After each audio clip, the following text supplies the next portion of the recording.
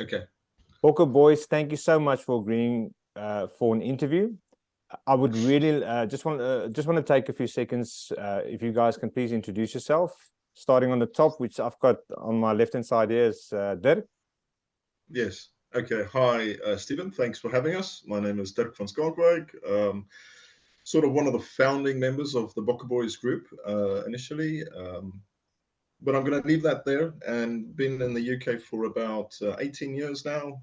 Stephen, I actually know Stephen from UK days, and yeah, he's gone to the other side of the globe now. And yeah, happy to be here and happy to have this interview with you. Thanks. Right. Ludwig. Hi, Stephen. Thanks for having us as well.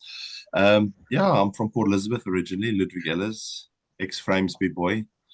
And yeah, been in the UK since I think it was October 97. So it's going on a good few years. You're part of the furniture. Port Elizabeth, yes, the windy city. much. The windy city. The reason I'm saying Ludwig is because my son's name's Ludwig. And oh, is it? Yeah, and everyone over here calls him Ludwig. Yeah. And, yeah, but we call him Ludwig, obviously at home. And yeah, same, yeah.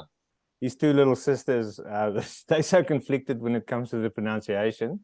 So you'll have one running around and the other one just saying it the Aussie way. But yeah, we'll try for as long as we can. We'll try and just pronounce it properly. My interest in you is not solely because I actually know Dirk. It's because you guys actually take supporting the Springboks to another level. I mean, not just do you guys have an active Facebook group, you actually go above and beyond and out of your way to make it to those games. Can you tell me a little bit more about that? So maybe we should start. You know, we're a bunch of guys that started. We've been here for more than 10 years. Most of us, the original core crux of the group. You know, we did a few tours, did a Wales trip and so forth, and brought the family along. But then eventually, you know, we started looking further and farther beyond just the UK borders, and we started thinking, well, let's go and do some other trips, mainly in the autumn internationals. And I think we did our first trip was in Italy, 2014, where we incidentally met Ludwig as well. Luck of the draw. He walked in there. Very funny situation, but goeie kuier gewees, and we were very blessed and lucky enough to actually end up in the Springboks hotel as well.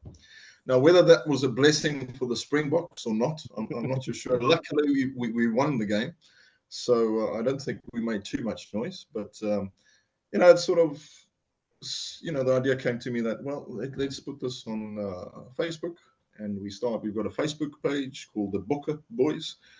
And generally, we'll pick one game between all the guys. We'll decide. Okay, it's very difficult to try and get everybody on the same page. So we got a big group of guys in the UK now, probably about 30 to 40 now, that if and when they can join us on the tour.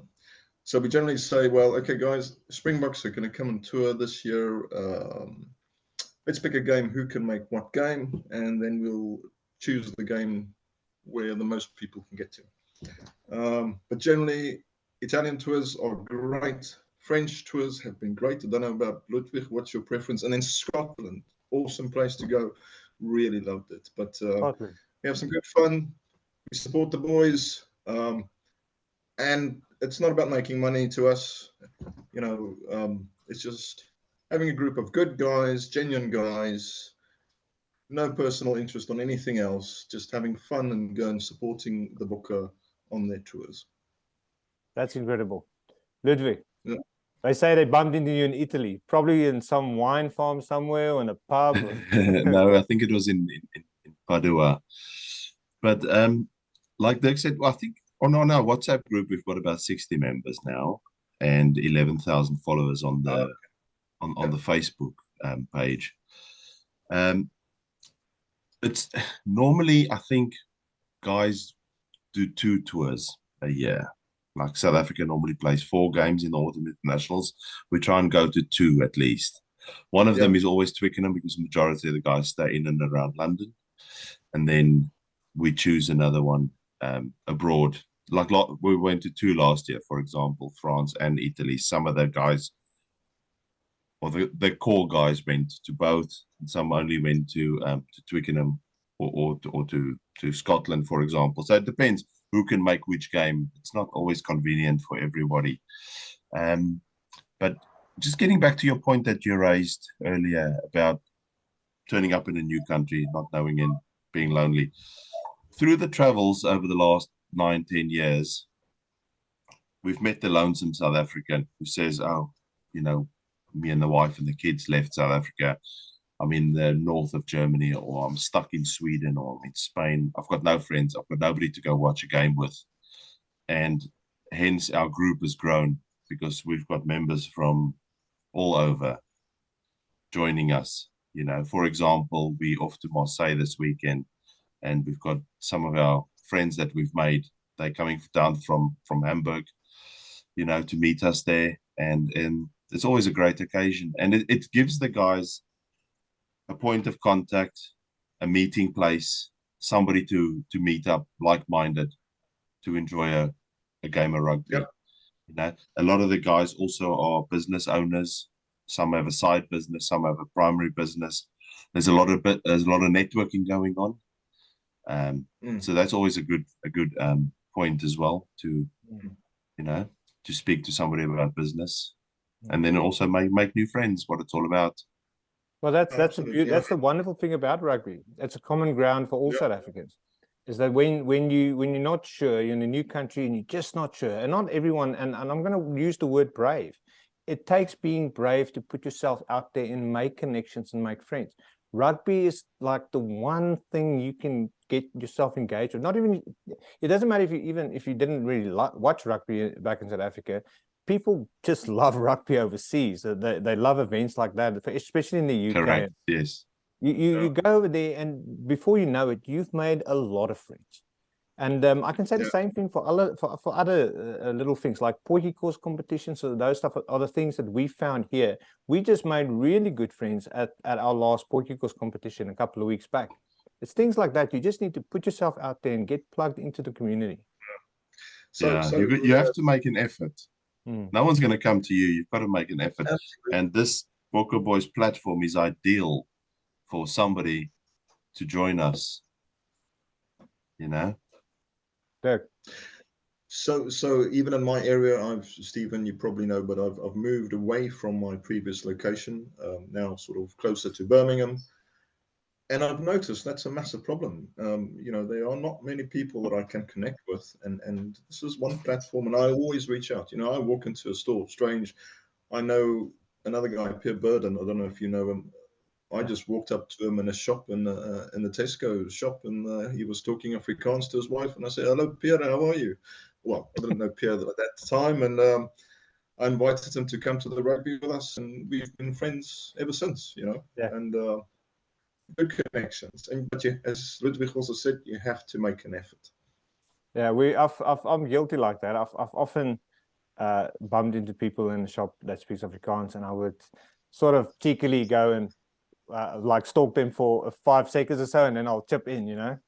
But then I walk away. Then we say a few words, but I don't always reach out or take a number and that's amazing what you've done there. It's just like, hey, I've got nothing to lose. I don't know this guy. He's either gonna join us and we're gonna have a great time, or he's gonna just say, nah, he's busy. He needs to help the wife. I'll give you an example. The other day, I walked into a hardware store that I had a bit of high-pressure hose that I had to get fixed. But it's sort of more of a farm shop like you would get in South Africa. But strange to find a shop out here. I live in a more farming community at the moment. And I walked in and I said to the guy, look, Garage told me I might be able to get this pipe fixed here. Can you help me, please? And the guy started, tall guy, more than 2 meters, would be a brilliant lock. And he started speaking to me in a thick Afrikaans accent. And he sort of spoke to me, and I said, yes, and dan jy nog Afrikaans ook, jy weet. And then we started a friendship, and now we've got another guy on the team to go traveling with us. So yeah, and we've tried to build these friendships and networks, and I'm sure, you know, it works both ways. You need to accept when you're being approached as well. I just want to add, hence the name Bokke Boys. It's not necessarily for men only. Some guys do bring their wives and girlfriends with, you know, so don't let that put you off. As long as they don't bring their wives and girlfriends. Yeah, that could be tricky.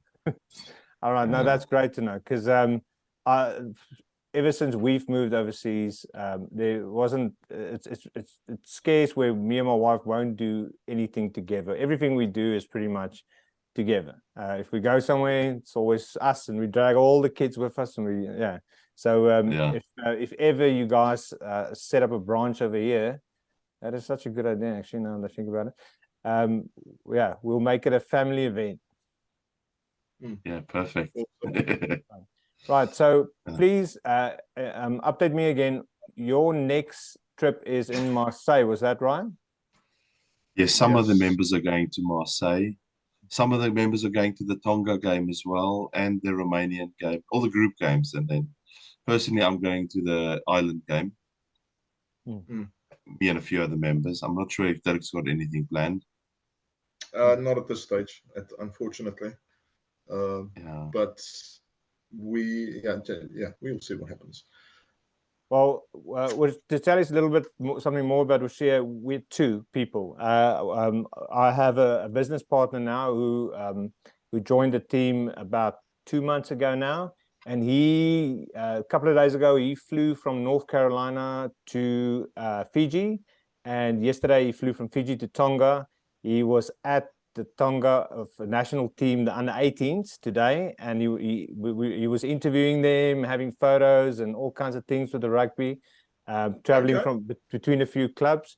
So keep an eye out for that video, because he's struggling with internet at the moment. He just texted me, so he's going to be uploading that video as well. And then from there he's flying to Brisbane. I'm meeting him there in a week's time, and then from there he's flying up to the World Cup. So you might bump into him in one of your adventures. No, that's good. Maybe we can share the video on our Facebook page if it's okay with you. Absolutely. Look, when I'm going to be editing this one, and I should get this out by tomorrow, and then I'll just I'll send Dirk a link, and then he can just share it wherever you like. Doesn't matter. But we're doing this to help support your group and get it to maybe include a few more members in your group, and then whatever details you want me to add to the video, give it to me. I'll put it on screen, and I'll also add it into the description. Incidentally, did you watch the game England against Fiji? No, I didn't. When was that? Oh, if it's not the Boks playing, I just don't. I've got stuff to do. Well, we've got interests all over the board, and I played with a lot of Fijians when I used to play in Hampshire, and I was so proud of the boys. Apart from being proud of South Africa, but we've got a lot of Fijians in the UK, and the guys really well. Was a bit of a scrappy game, both sides, but the way that they pulled it off, quite special to see. Oh, I should watch a little bit more rugby. I tend so passionate. I tend to watch when the Bokke is playing, and I'll watch the odd New Zealand and Australian game. Australia because I'm here, but it's painful watching them play nowadays. Yes. Because they're not the same Wallaby team that I knew growing up. It's like they're struggling. They're really, really struggling. But I won't publish that bit. Might come back to one. Yeah. Just quickly, Stephen, what's your predictions then? 1, 2, and 3. I was going to ask that question. Now you beat me to it. Okay, so I interviewed a lady in France a couple of days ago, and her prediction was a France South African final. Her daughter was also in the video, and she predicted a New Zealand and South African final. I'm leaning more towards that. I don't know where Ireland might fit into the mix, because they are quite a strong team this year. So I won't be surprised if it's maybe one of those. But I haven't looked at the actual tables to work out who can actually be in the final, because I know there's Maybe you would Well, know more. Ludwig, actually, I think he's very good at stats. What do you predict? Well, my view is slightly different. You're allowed 33 players on a World Cup touring squad, and you got to play to win the tournament. It's a knockout game, obviously, all of it. You got to play 7 games in 6 weeks, and you don't necessarily always have to win the group games, but if you lose one, it's not the end of the world. You got to win at least 6 to make it and to win the tournament. And if you don't have depth in your squad, if you can't rotate players with other players that are just as good, you're not going to make it. Because every single game, everybody tries to absolutely annihilate you. They play their best game ever. Absolutely. And that's like that for 7 weeks in a row. Sorry, 7 games in 6 weeks. Yeah. And I think, fortunately, South Africa has the depth. If we want to, we could probably put 3 A teams together. Yeah. Personally, I do not think Ireland has the depth to let their A team play so many games and still be on top form at the end. I don't think they've got the depth. I don't think France has the depth. They can't rotate players like we can. And New Zealand, they might have a few tricks up the sleeve. But I think my non-biased opinion is we are the clear favourites. We've got the depth. We can do it. We are in a good place. And mentally, the boys are strong. Mentally, they are really, really strong. And the camaraderie in the team, you know, just the way that they're gelling, it's not like I've ever seen before. It's brilliant at the moment. Ludwig, you should have become a pastor, because I believe you.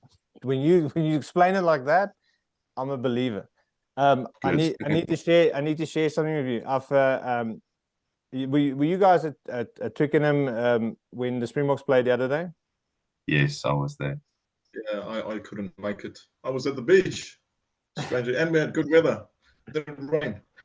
I'm very fortunate. I've got Stephen Kitsoff on chat. So every so often we will share a few words, and this is his words. This is what he sent me a day after the game. He said, I'm just going to read it in Afrikaans, because that's he said in Afrikaans. He said, die Suid-Afrikaanse gees kon definitief by Twickenham gevoel word gisteraand.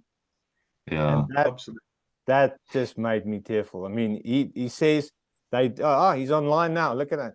He said they could really feel the South African spirit at Twickenham. And well, you know, there was probably, it was almost 82,000 people, spectators. Wow. And I think there must have been 70,000 South African supporters. Wow. That's incredible. I would have loved to experience it. Was incredible. And I think some people wore Springbok jerseys, even if they weren't, you know, South African supporters. I need to get myself a Springbok jersey before the World Cup. They're quite expensive in Australia, and we now have the Oorsee vendor system where we've got an online store as well. And I was thinking about importing some and then just sticking on there. But if you now order directly from Total Sports instead of South Africa, you're going to pay a couple of $100s to get one. Really? I bought this away jersey for £80, and it's got my old number on the back and my name, and it's from Nike. All right, that's beautiful. It was £80, and you know the story about this new. I wouldn't say it's the prettiest top, but it's for people that are colorblind. Because if we play in a green jersey, All Blacks in a black, Wales in red, Scotland in blue, it all looks the same to somebody that's colorblind. Hence, they came up with these designs. That's a great story. I honestly didn't know. I want to say, I knew that. No, I didn't. I did not know that. All right, that's great. Well, Dirk, Ludwig, it was a real pleasure talking to you. And the way I'm feeling this is we can just go on and on and on. And I'll go make a cup of coffee, go grab a beer, and we'll still be sitting here and having a good time. Is there any advice or exit thoughts that you want to share with the overseas South African community, bearing in mind that our audience extends from the UK all through to America, Australia, New Zealand, Europe. Any exit thoughts on building community, just putting yourself out there, and yeah, what is your thoughts? I think it's essentially what we said in the beginning. You know, picking up sticks, and a lot of people are now moving on, and we've seen the exodus or the increase of expats across the world to other countries. It's multiplied by many times, and you know, picking up sticks and moving to another country, you've done it twice now, Stephen. It's daunting, and you need to get involved with a community. You do. Absolutely. You need to just don't be afraid to open your mouth when you hear somebody talking your language or in your accent. You know, open your mouth and ask them, "Hey, where are you from? How long you been here?" And that's a starting point. Don't be afraid to get involved. Grow your community, because eventually your friends become your family. You know, we can't all fly back and go see the families just whenever we want to. So we have to reach out, you know, be there for each other. That's my thoughts. You've explained it much better than you did in the beginning, so thanks. Well, maybe you're going to swap the clips around then. Ludwig. Well, it can be very daunting turning up in a new country. And like Dirk said, it is important to make friends for your own peace of mind and your own mental health. That is very important. And it's always easy and I think convenient to meet up with South Africans, because you've got something to talk about. You know, you might know mutual people, so that's always a benefit. And I was at a braai last night as an example. It was full of South Africans. It was brilliant. And yeah, from all over South Africa, and made some new friends again. We are very hospitable, very open people in general. I wouldn't necessarily say at the moment in South Africa with a crime, you know, but in general, we are hospitable people, and you know, we invite everybody for a braai. You know, bring your friends; it's not a problem. And that's, I think, it's quite unique to South Africans, because I've done quite a bit of traveling around the world, and I wouldn't say everybody is as open as South Africans. No, that's true. And an interesting story just about hospitality. So we went to Spain in the beginning of the year, and really a place where you wouldn't generally just outside Rios, but off the track kind of place. We walked into a very small shop on the outskirts of a very little village, and they've got their coffee little stands, and we decided we'll get a coffee as well. And myself and another Bokke Boy, Ehlers, we were just chatting to each other in Afrikaans. And this guy was standing behind me, and he was just looking at me and just sort of almost, and then eventually tapped me on the shoulder and said, "Hello, is julle Afrikaans?" And that this guy's been living there, and he says it's very seldom that he's seen South Africans there, but you would never even expect it to find another South African there. But there we go. We found another Phyffer boykie there, and we are friends now, and we'll probably see him again. And I invited him to come along on the Bokke Boys trip. So yeah, that's all a great story. Yeah, I don't know what I'll do if I don't mingle with fellow South Africans every so now and again. As the last thought, I'm going to squeeze another question in here. Do you believe the South African culture and tradition can survive in groups, obviously, outside of South Africa itself? I want to hear your thoughts on that question. Quick answer, I would say a few generations, but it will taper off after a few generations. You know, because considering we've got stuff like social media and internet and FaceTime and everything keeping us in contact with people back home. It'll stay stronger for longer, definitely. But you know, in third, fourth, fifth generation, it's probably gonna your kids, they will become more Australian, sadly to say, because these are the people they will be more involved with, be working with, studying with. So that is true. You got to try and keep the roots strong. So take them back. Depends on often what when you do as a South African to keep those. Even if it's only just a good little part of South African tradition that to keep it going. Ludwig. Yes. No, I think the traditions will last longer than the Afrikaans language. Because I mean my son's 5 now and I've tried to teach him Afrikaans, but when school and TV. No, I don't. You don't listen to me. Sorry, he's sitting next to me. When everything on TV is in English and school is in English, it's very difficult, for them to pick it up. So, but I'd hope to think that our bright tradition of Bokke, etc., lives on. Milk Dad, Cook Sisters, all that sort of stuff. Yeah. No, great. Well, listen, we're about to be kicked off this call. Thank you so much for your time. It was a really wonderful chat, and thank you. I'll definitely be in contact. Give me a day or two, and I'll get this video sorted. And I'm gonna set up your group right now, and I'll send you guys a link on how to sign up. Yeah. Thank you, Steve.